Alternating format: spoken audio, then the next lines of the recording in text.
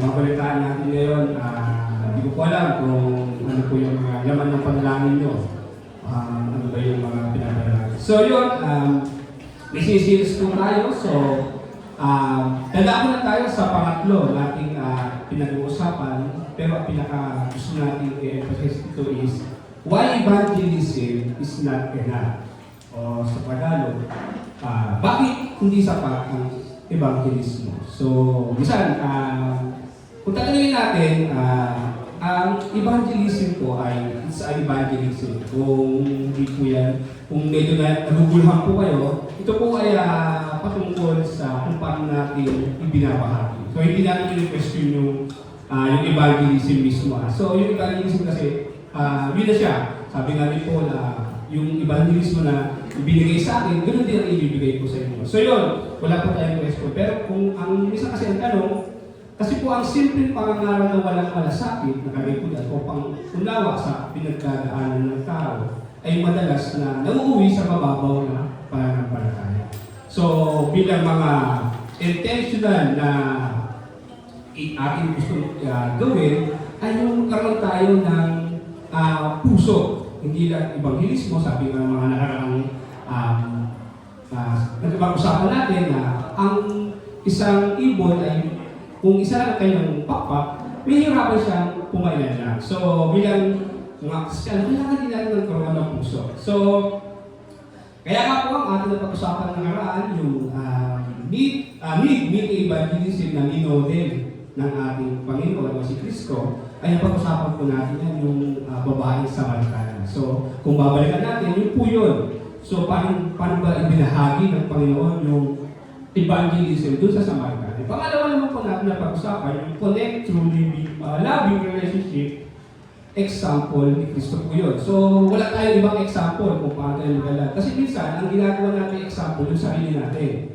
Minahal kita dahil nagsasakripisyo pa sa'yo. Pero ang gusto natin i-emphasize po doon, yung kung paano in-example ng Panginoon yung pagmamahal na. Kaya nga po, kung titignan natin, babalikan natin yung, wala po nakalagay sa slide, babalikan natin yung teksto noon. Sabi, isang bagong utos ang ibigay ko sa inyo ngayon. Magmahalan kayo kung paano po kayo minahal. So, example of Christ, kayo din naman, magmahalan kayo. So, sa 35, kung kayo may pagmamahal sa isa't isa, kung kayo may pagmamahal sa isa't isa, makikilala ng lahat na kayo ay mga alagad ko. So, there's no emphasizing ourselves. So, ito po ay gusto natin i-emphasize na ang Panginoon talaga ang pinaka-example natin. So, dadaan na po tayo sa pangatlo. Ito po yung share the gospel naturally. So, meron bang hindi natural sa pag-share ng gospel? So, magiging natin mamaya. So, ito kasi gusto natin ma-emphasize kung paano. Hindi naman easy way, pero gusto natin yung natural. So, minsan kasi, nakakasama sa tao. So, sa isang katawan ng tao, ang lagi mong kinakain, ay yung mga hindi natural. So, hindi naman natin sinasabi. Pero gusto natin kasi yung natural. Kung paano natin kumilos, ay lahat ay natural. Kasi gusto natin i-emphasize yung nakaraang preaching natin na kung paano tayo nagmamahalan, yun din ang gusto natin ipakita. So, natural na pagbabahagi ng Ebanghelyo, meron tayong maliit, pero nakikita nyo, pagsabay sa karwahe ng buhay. So, pagsabay sa karwahe. Meron tayong maliit na titingnan yan. So, tayo po manalangin, Panginoon, maraming salamat po Diyos sa pinapakita kong pagmamahal sa amin na dapat namin tutunan at dapat namin maipaalam sa iba. Sa panahon namin ngayon, mahirap magmahal, mahirap magkaroon ng relationship kasi mas napaprioritize namin yung pangangailangan namin, mas nakikita namin ang aming mga sarili. At kung paano namin makita, Panginoon, kung gaano kayo nagsakripisyo sa buhay na namin, Panginoon, at kinakaptan namin ito, ay dapat ganun din makita namin ang kalagayan ng aming mga kapwa. Salamat po Diyos sa paglilinaw ng mata at bigyan mo kami ng listening ears, Panginoon, na dapat namin maunawaan kung ano yung mga bagay na gusto mong ipaunawa sa amin. Salamat po Diyos, sa iyo po ako. Salamat sa pangalan ni Jesus. Amen at amen. So, inaman na natin, ito ang ating teksto po sa gawa. Dapat po yung tinay na. Pero sinama ko po ang 39. So, bear with me, nabasahin po. Kung meron po kayong mga Biblia sa gawa, chapter 8, verses 26 to 39. So, sa Tagalog po tayo para mas madali natin magawa. Sa verse 26 po, ang sabi, ang anghel ng Panginoon ay nagsalita kay Felipe na sinasabi, tumindig ka, pumaroon ka sa dakong tibugan, sa daang palusong mula sa Jerusalem hanggang Gaza. ito ay ilang lalako. So, in-emphasize ko po yung ilang lalako. So, 27, siya ay tumindig at tumaroon. Narito ang isang lalaking taga-Ethiopia ang naroon. Siya ay isang kapon na may dakilang kapangyarihan na sakop ni Candice o reyna ng mga taga-Ethiopia. Siya ang namamahala sa lahat niyang naimbak na kayamanan. Siya ay naparoon sa Jerusalem upang sumamba. Siya ay pabalik na at nakaupo sa kaniyang karwahe. Binabasa niya ang aklat ni Propeta Isaias. Sinabi ng Espiritu kay Felipe, lumapit ka at manatili sa tabi ng karwahe nito. Tumakbo si Felipe palapit at dahil niyang binabasa niya ang aklat ni Isaias na propeta. Sinabi niya, namuunawaan mo ba ang binabasa mo? Paano ito mauunawaan maliban lang kung may isang gagabay sa akin? Pinag-uusapan niya si Felipe, sumampa at uupong kasama niya. Verse 32, ang bahagi ng kasulatan na binabasa niya ay ito. Siya ay gaya ng tupa na dinala upang pakain. Tulad siya ng kordero na hindi umiimik sa harap ng kanyang manggugupit. Sa ganong paraan ay hindi niya ibinubuka ang kanyang bibig. Sa kanyang pagpapakumbaba ay inalis niya ang karapatan niyang mahatulan ng nararapat. Sino ang maghahayag ng kanyang lahi kapag ang kanyang buhay ay inalis sa ibabaw ng lupa? Sumagot ang kapon kay Felipe at sinabi, isinasama ko sa iyo. Sabihin mo sa akin kung sino ang tinutukoy dito sa propeta, dito ng propeta, ang kanyang bang sarili o ibang tao. Nagsimula magsalita si Felipe at mula sa kasulatang ito, ipinangaral niya sa kanya si Jesus. Sa pagpatuloy nila sa paglalakbay, nakarating sila sa isang dako na may tubig. Sinabi ng kapon, narito, may tubig dito. Ano ang makakahadlang upang ako ay hindi mabautismuhan? Sinabi ni Felipe, kung sumasampalataya ka ng buong puso at maaaring mabautismuhan, maaari kang mabautismuhan. Ang lalaki ay sumagot at sinabi, sumasampalataya ako na si Kristo ay ang anak ng Diyos. Iniutos niya itigil ang karwahe, sila ay kapalumusog sa tubig, si Felipe at ang lalaki. Binautismuhan niya si Felipe. Nang umahon sila sa tubig, si Felipe ay inagaw ng Espiritu ng Panginoon. Ngunit hindi na siya nakita ng lalaki ng kapon. Ganoon ba, siya ay nagpatuloy sa kaniyang paglalakbay na nagagalak. So, kung tingnan natin, ito po yung kwento ni Philip o si Felipe po. So, mamaya makita natin kung sino si Felipe, makikita natin kung sino yung Ethiopia o yung sinasabi yung kapon. So, ito ang konteksto ng historical kung at may kita. Ang aklat po ng Acts o ng Gawa ay isinulat po yan ni Lucas. So, upang ipakita ang pang-ulat ng Ebanghelyo mula sa Jerusalem. So, patungo mula Judea, Samaria, hanggang sa dulo ng daigdig. So, yung chapter 1 po yan hanggang verse 8 po, doon po yung sinabi po, yung ascension po ng ating Panginoon. So, sa kabalata 8 po, ito po natin nakikita na yung pagkatapos po ng martir, si Esteban ay sumikla ang matinding pag-usig sa Jerusalem. Kung kilala niyo po si Stephen, siya po yung binato. So, sa halip na mamatay, kasi kung tingin nila, papatayin natin yung evangelismo. Para mamatay ko, kailangan patayin natin yung naman nagbabahagi. Pero sa halip na mamatay ang iglesia, ang pag-usig ay naging mitsa po na upang ang mananampalataya ay maghiwa-hiwalay at magdala ng salita sa iba't ibang lugar. So, po yung konteksto natin. So, si Felipe po ay hindi apostol. So, babalikan po natin yung dati natin na pag-usapan na merong diakono at meron din mga disciples. So, hindi po siya kabilang sa 12. Kundi ang diakono na pinili sa Gawa 6. Kung babalikan niyo po yung chapter 6 ng Acts, kasi nagkaroon po ng problema doon about sa pagbabahagi ng pagkain. So, sino ba dapat ang magbahagi? Kasi ang focus ng mga disciple ay yung pagbabahagi ng salita.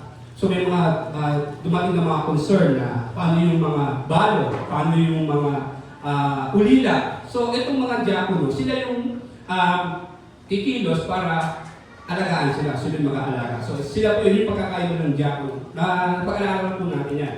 So sa baba ng Samaria at nagkaroon ng malaking revival doon. Ito po ay isang hakbang para ang mga Hudyo at sa barko ay matinding alitan. So muna sa radical na pagsunod na pagtatakbo, ang pagtawag sa kanya ng Diyos ay patungo sa disyerto ay magkakabuhin po natin. So, dito pa natin nakikita kung ano yung kauna-unahang, sabi kasi nila, sabi sa historian, ay Gentile o yung Afro-Asian. So, kasi guys, kung Ethiopia ito po ay Africa na. So, kung babalikan niyo po, kaya po nakarating yung magandang balita sa Africa. So, tingnan natin.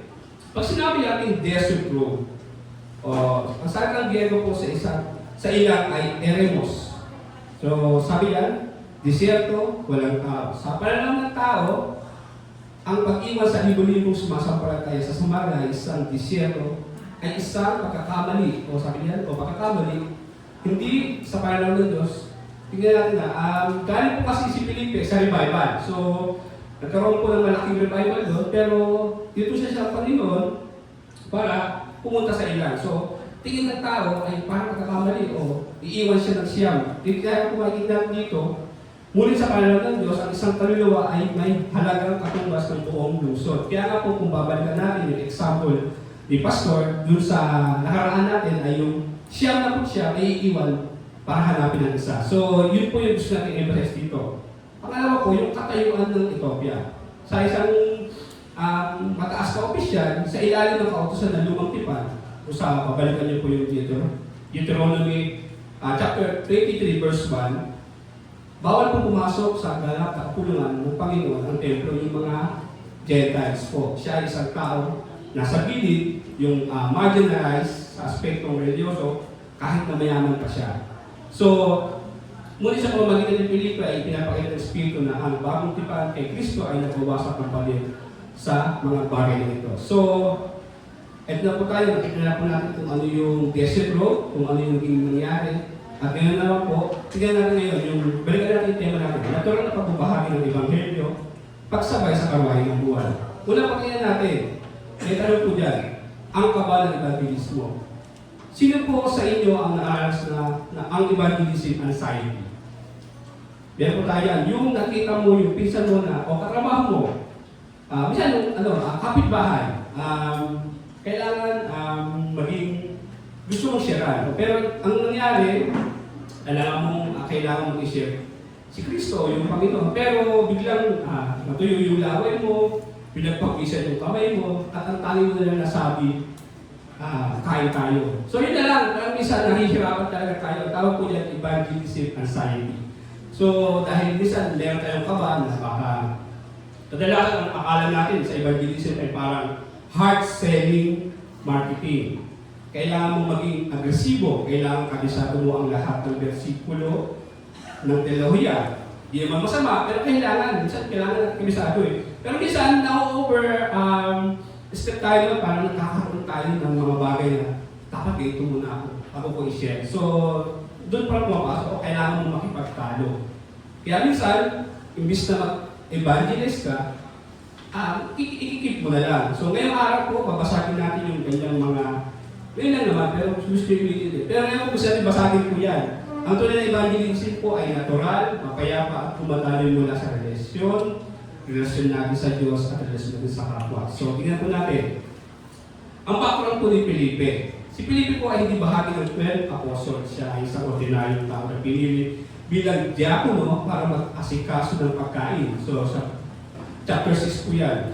Pero, ngunit siya ay puno ng Espiritu. Kaya nga po, kung babalikan niyo po yung teksto natin, siya po ay nag-baptize.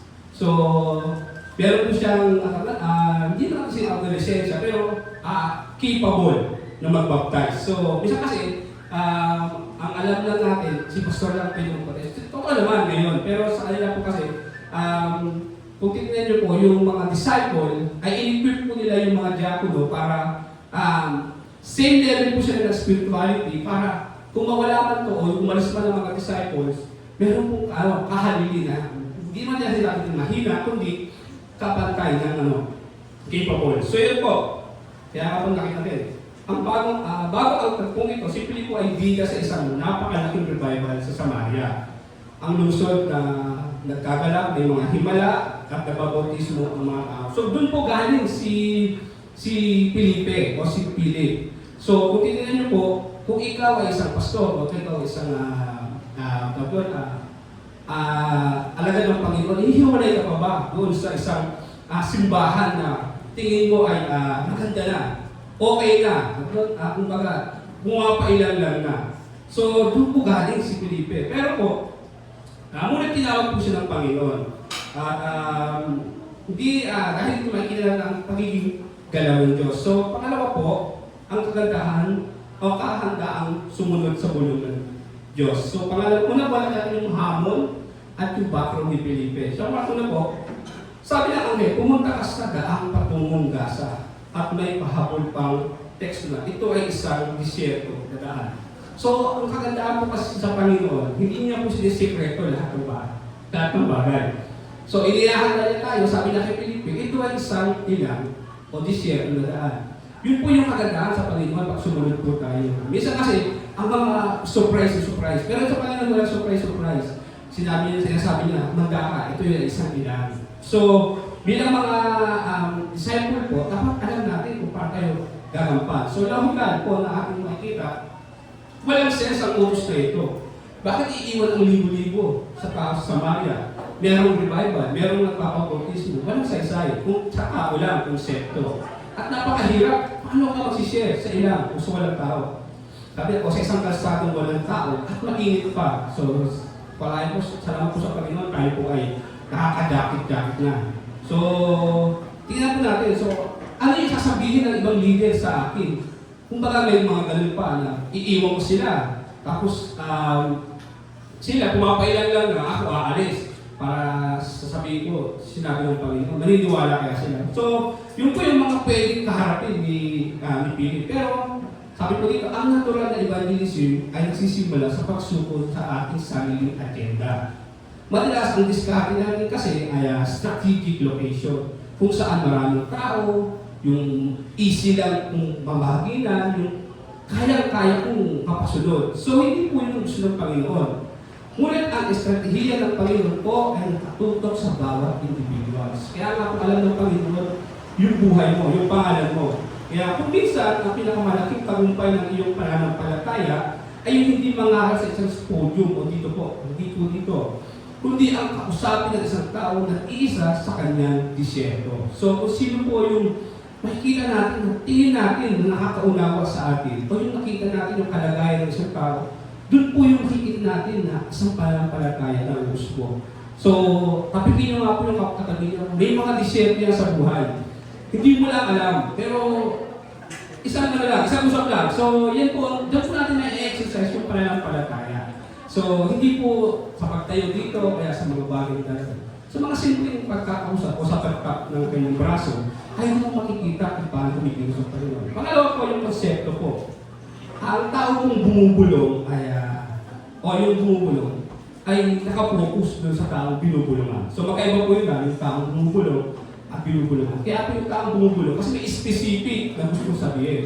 Yung taong binubulungan naman po, hindi yun basta makikinig lang. Kundi, kung may nakakagulo sa kanya, sasabihin niya, speaker lang, nakikinig ako. May mga ganun pang story yan. So, pag ang tao kong binubulungan, nakapokus siya doon sa sinasabi. So, naunawaan ko, yung ganun po yun. So, pag ikaw binubulungan, yung tendency mo, ililetbehan nyo. Lahat ng nakakasagabal sa'yo, nawawala yun. Nakapokus ka doon sa bumubulong. So, yun. Tingnan natin. Hindi sumigaw ang Diyos mula sa langit gamit ang kidlat. Ito ay isang malinaw, ngunit banayan na direksyon. Kaya nga po, hindi natin sinalin natin paano bumubulong ang Panginoon. So, paano bumubulong ang Espiritu ngayon? Makikita po natin yan yung sa inyo po, nakalagayan niyo. May mga, nakita na ba kayo mga tao na gusto niyo pang makita kung ano yung kalagayan nila sa buhay. So, pangalawa po, pagkilala at pagbasa sa sitwasyon ng kapwa.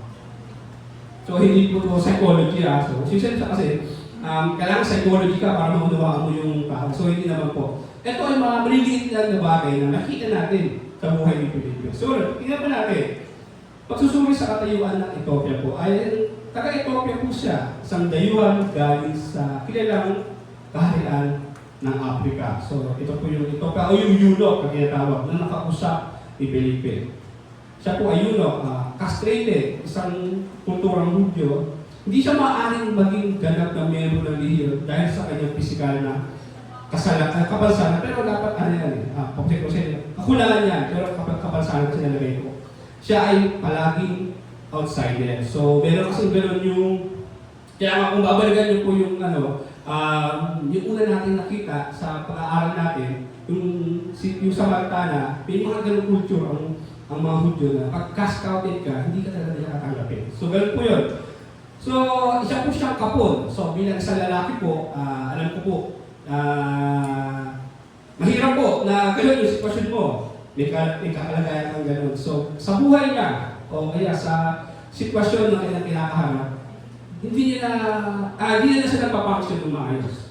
Kasi meron ang tinanggal sa kanya. Sabi nga dito, hindi dahil sa ginawa, kundi dahil sa nawala. So may mga ganun pong sinabi sa buhay natin na dahil may mga nangyayari sa buhay, hindi naman doon nakapokus doon sa nangyayari, kundi dahil doon sa patuloy na nangyayari. So, sa buhay ng itong eunuch, may nawala po sa kanya. So, dahil siguro bata pa siya. Kasi ang mga eunuch po, sineset po talaga sila para makapon, para yung kanilang, kung baga po sa mga hayop, di ba, para hindi umalis-alis sa bahay ng may-ari yung isang hayop, kailangan kapunin. Kasi may mga tendency po na parang pag-enmit, lalabas, maghahanap ng karelasyon.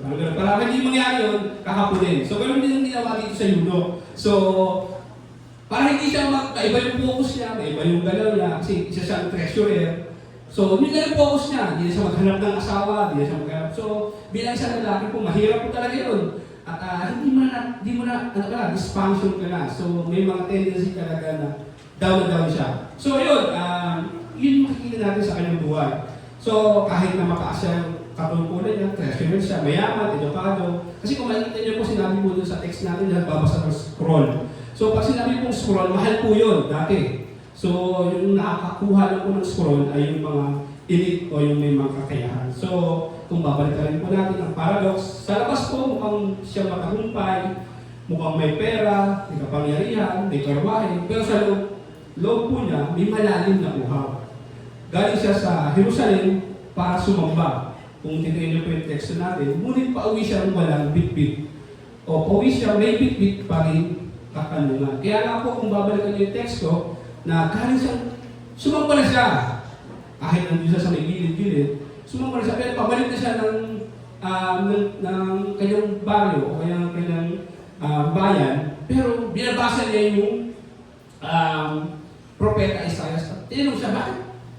Naiintindihan mo ba yan? So, galing ka na sa pagsamba, pero may mga katanungan ka pa rin, o may mga hindi pa rin malinaw sa iyo. So, minsan, ganoon din po yung buhay ng Kristiyano o ng tao na minsan galing na nakakilala sa Panginoon o may mga ministry na. Pero pagdating, uuwing may mga katanungan, parang kulang yata. May mga bit-bit pa rin mga tanong na walang sagot at hindi maintindihan. So, ito po ang senaryo na bakit sa atin na kung may mga katanungan, may mga tayo mga bit-bit, may mga tanong hindi tayo dapat masagot. So, huwag tayong manilang sa panlabas sa anyo ng mga tao. Ang anyong, yung boss natin, ang magagang kotse, yung mga kaibigan mong laging nagpo-post ng mga aesthetics sa Instagram o sa FB, kaya kapag bahay mo na tingin mo walang problema, sila po ay may disyerto sa loob ng buhay nila. O sila po ay may mga disyerto din sa kanilang mga puso. So, alam natin po yan, kahit kami naman natin, hindi, kahit din tayo, may mga tanong din tayo sa buhay natin. So, tingnan natin, ano ang ginawa ni Felipe? Hindi niya hinaring ng karwahe at sumigaw na, magsisi ka. Kaya, hinto makasalanan. Pero sabi ko dito, sabi ng teksto, tumakbo siya sa tabi nito at takinig. Dahil niyang binabasa ng Ethiopia o yung eunuch ang aklat ng Isaias.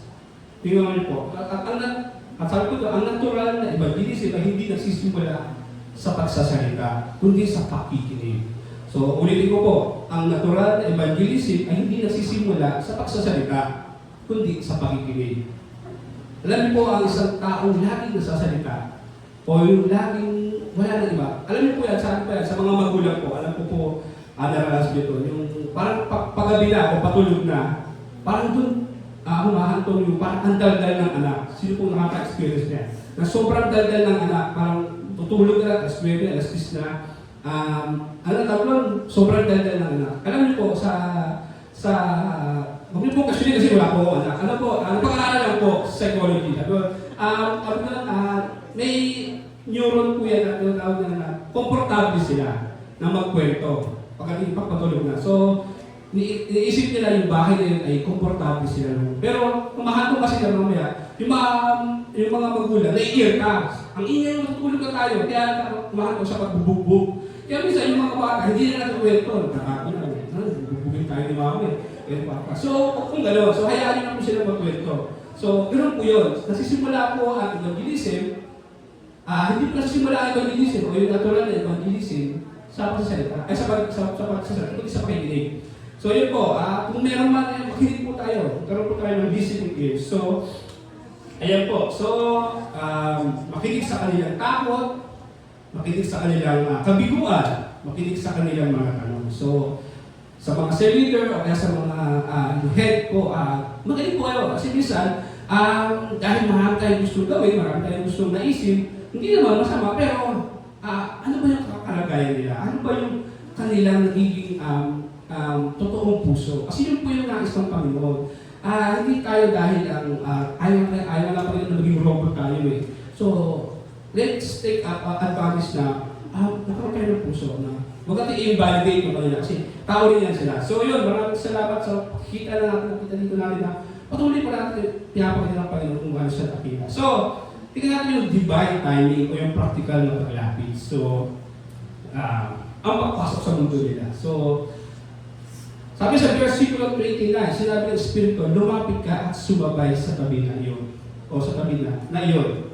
Ang salita kong sumabay o join, accompany, ay nangangahulugang pagbaba sa antas ng kanilang kinangalagyan. So, kung tingin mo po, elite ako. So, kailangan mo matutunan na makikita yung, sabi nga nila, yung kainin kung ano yung kinakain nila. So, yun. Isa po yun sa balik natin, hindi mo sila pwede sigawan mula sa malayo, kailangan mo pumasok sa kanilang espasyo. Not to rule, but to accompany. So, hindi tayo mga rulers dito. So, we have to accompany them, maging kabad-body. So, yun pinayos natin. Kung ang tao ay nasa opisina, maging pinakamahusay at pinakamalinis na katrabaho. Kung kayo po ay nasa industry na nagtatrabaho, kayo po yung dapat na pinakamahusay at pinakamalinis na katrabaho. Hindi po kayo yung pinakakamada. Kung sila ay naglalaro, sumabay ka sa laro ng may maayos na karakter. O hindi ikaw yung mismo pang nagiging dahilan para magkaroon ng gulo. So, minsan nagkakaroon kami ng basketball. So yun, doon nabibuild yung relationship. So, kung yung mga kalalaki, yung mga nanay din po, invite din namin kayo kung gawain kayo ng mga kaparaanan para humantong din kayo dun sa, magkaroon din kayo ng sarili niyong band. So, kung sila ay nagkakape, makikape ka. Ang Ebanghelyo ay nagiging natural kapag ang nagdadala nito ay madaling lapitan at marunong sumabay sa agos ng buhay nang hindi nakikiayon sa kasalanan. So, ulitin po natin, sabi dito, ang Ebanghelyo ay nagiging natural kapag ang nagdadala nito ay madaling lapitan at marunong sumabay sa agos ng buhay nang hindi nakikiayon sa kasalanan. So, yun po ang nais natin makita. So, di po tayo nakikiayon sa kanila, may mga bagay tayo dapat boundaries. Pero, masaya pong lumapit sa taong welcome ka. So, yun po. So, kaya po meron tayong ini-aim na 3 B. Bahay, bulsa, o bukas na bulsa. Isang kasi sabi nila bukas na bulsa daw. Pero bukas po yun, bukas. Bukas na bahay, bulsa tapos yan. Huwag natin bukas. So, yun. Meron po tayo nakita ditong Ford. Kasi ang ginamit nila dyan, karwahe. Pero ngayon po, siyempre, bisa na tayo magkaroon ng Ford. Yung sasakyan. Kasi karwahe, hirap mahaba. So, Ford na lang, Ford. So, ito po, meron natin dito na. Ito po yung kailangan natin makita. Family, occupation, recreation, and then dreams and desires. So, tingnan natin ano ba yung nais dyan. So, pag sinabi mong pamilya, ito po yung method na gagawin natin kung gusto natin kamustahin. Kung sino man yung gusto natin kamustahin. O yung gusto natin nakita natin na mayroong tahimik lang sa gilid, yung parang laging nagmumukmo. Ito po yung gusto natin. Kamustahin yung kanyang pamilya. Kamusta yung mga bata kung siya po ay isang magulang? Kamusta ang magulang mo sa probinsya kung siya man ay nasa probinsya? Dito po lumalabas yung mga issue sa tahanan. So, pag na-point out niyo po yan, yung pamilya po, diyan po lumalabas kung ano yung mga issue sa tahanan, kung ano yung nangyayari sa loob ng tahanan. Pero hindi po natin kailangan chismis ha. Magkaroon po kayo ng Makita niyo po ang iyong occupation, trabaho. Kamusta ang bagong project sa opisina?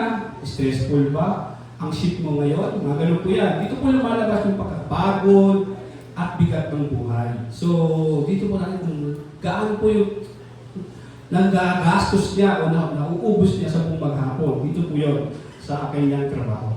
Recreation. Ito po yung kanyang libangan. Ano ang pinapanood mo sa Netflix kung meron man? Saan ka nag-hike o saan ka ngayon, yung pinagkakabalahan mo ngayong weekend? Dito po nakukuha ng connection. Dito po kayong kakaroon ng connection. So, yung dreams and desire, yung pangarap, ano yung plano mo pagkatapos mong graduate? Ano yung pinagdadasal mo ngayon? Ano yung laman ng yung mga panalangin? Ito po yung puntong patungo sa Ebanghelyo. So, ito po yun. Dito na po tayo papasok na alam mo ba meron mas magandang plano ng Panginoon. So, yun na po ang gusto natin makita po. Yan po effort. Medyo lang po yan kung gusto nyo pong gamitin. So, yan po yung kailangan natin makita. Kailangan tanong, pansin kung sino ang pansin kung paano nagsimula si Felipe. Isang simpleng tanong.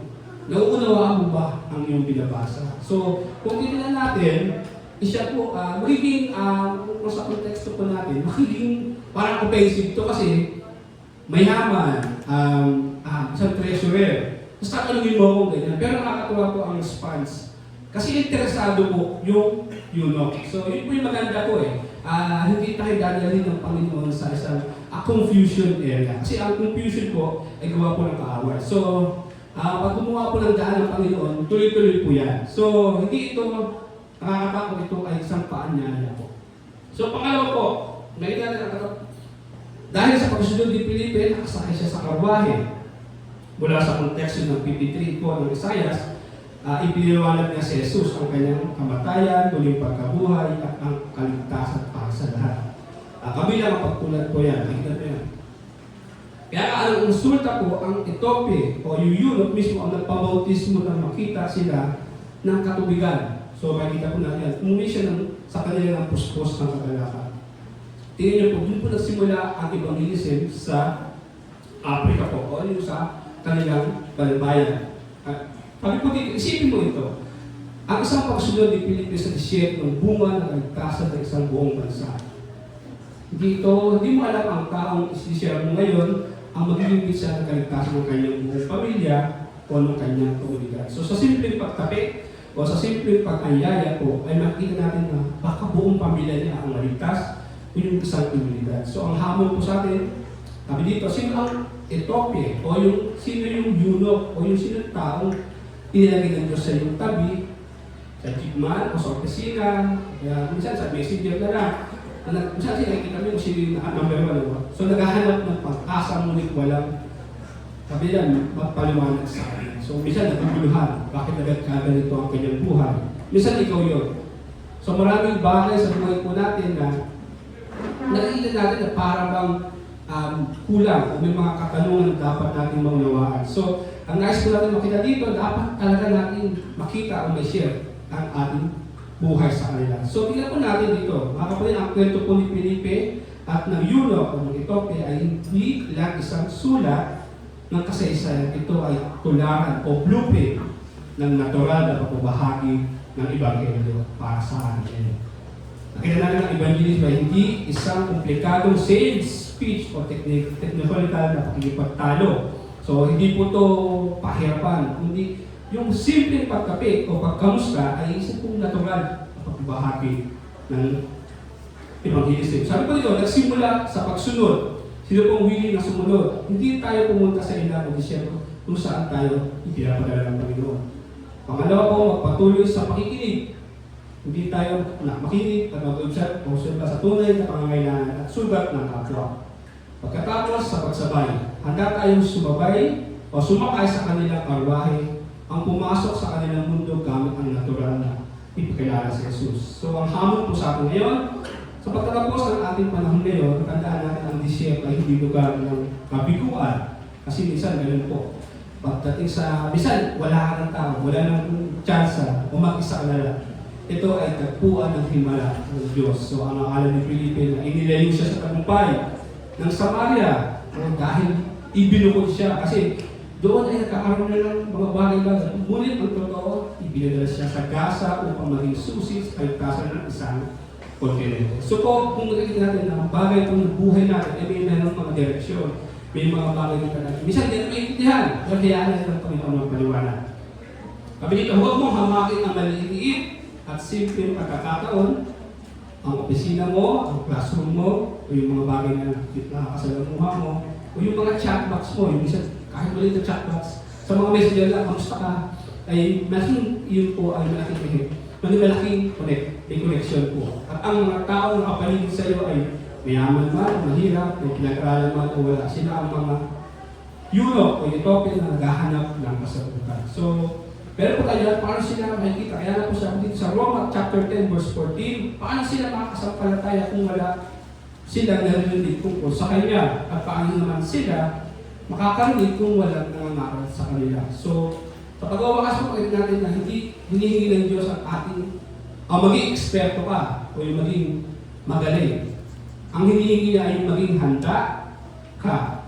Huwag kang matakot kung ang sasabihin mo dahil na Espiritu ang nag-uut sa iyo, ang siya rin magbibigay ng mga salita sa iyong labi. Kapito magmasid, makinig, at kapag naramdaman mo ang buong hulog ng Espiritu, huwag kang makatubili, lumapit ka at sumabay sa karwahe ng buhay nila. So yun po yung kinagandaan ko sa mga Kristiyano po, yung pagsabay sa karwahe. Kung hindi ikaw yung magpapatigil, sumabay ka lang. Kung makita mo kung gano'n yung buhay na kinaharap nila sa araw-araw, ano yung kinagkakapisihan nila, kung ano yung mga bagay na kanilang pinagtutuunan ng panahon. At doon po na nakikita natin kung paano natin ipapasok ang evangelism sa buhay. Kasi minsan, dahil gusto natin silang baguhin, gusto natin silang parang, alam niyo yung may statement, yung parang dahil nakatingin ka dito ka tumingin. So, masakit po yun.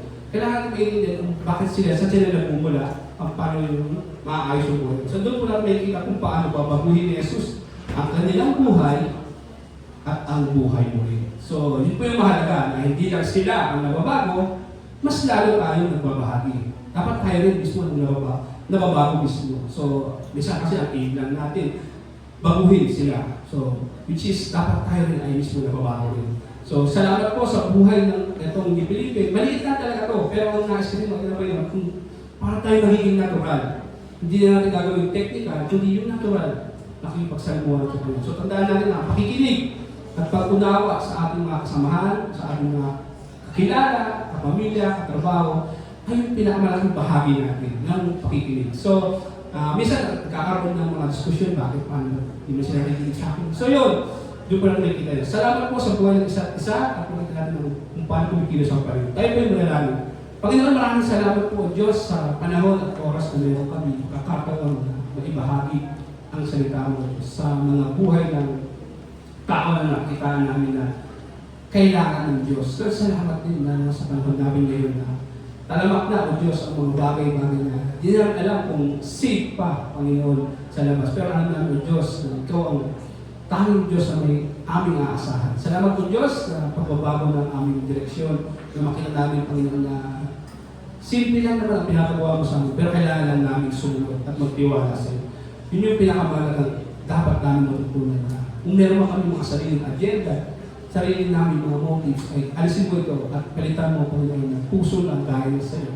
At makita namin kung gaano kayo kilos at makita sa buhay at sa amin. Kung gaano kung sila binabago, ganoon din mo ang kalagahan, dapat din kami ay babago. Salamat po, Diyos, sa iyo mga papulpas. Salamat sa pangalan ni Jesus. Amen.